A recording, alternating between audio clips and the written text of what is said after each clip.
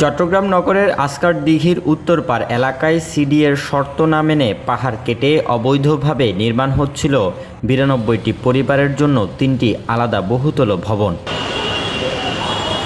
২০২৩ সালের ১৩ এপ্রিল সিডিএর ইমারত নির্মাণ কমিটির কাছ থেকে পাহাড় না কাটাসহ ৮৭টি শর্তে অনুমোদন নিয়ে ভবন নির্মাণ শুরু করে স্বপ্নিল ফ্যামিলি ওনার্স নামের একটি ডেভেলপার প্রতিষ্ঠান।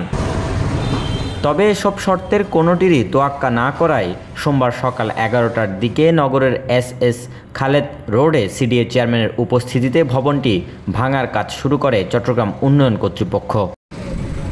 এ বিষয়ে সিডিএ জানায়, পাহাড় কেটে পরিবেশের ক্ষতি করায় কাজ বন্ধ রাখার নির্দেশনা দেওয়া হয়, কিন্তু ডেভেলপার প্রতিষ্ঠান এই নির্দেশের বিরুদ্ধে উচ্চ আদালতে আবেদন করে স্থগিতাদেশ নিয়ে আসে।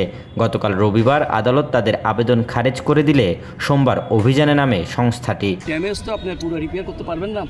যেটা হচ্ছে যে এখন যেটা পাহাড়ের পর যেটা প্ল্যান দিয়ে দিছে, যেটুকু পাহাড়ের বেস আমাদের করা আছে, মার্কিং করা আছে, অ্যাকচুয়ালি জিপিএস মার্কিং আছে, অতি পর্যন্ত সে নির্মাণ করতে পারবে না যদি না আবার আমরা আইনি জটিলতা না পড়ি। কিন্তু করলে আবার ভ্যাকেট করে আবার ভাঙতে হবে।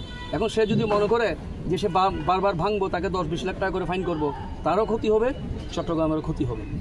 এর আগে ২০২০ সালের ২৩ জানুয়ারি ৯২ জনের নামে জমিটির নামজারি হয়।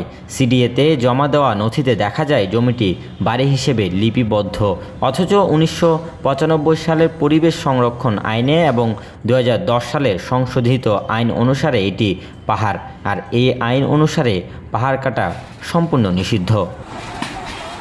Desk report, news now 24।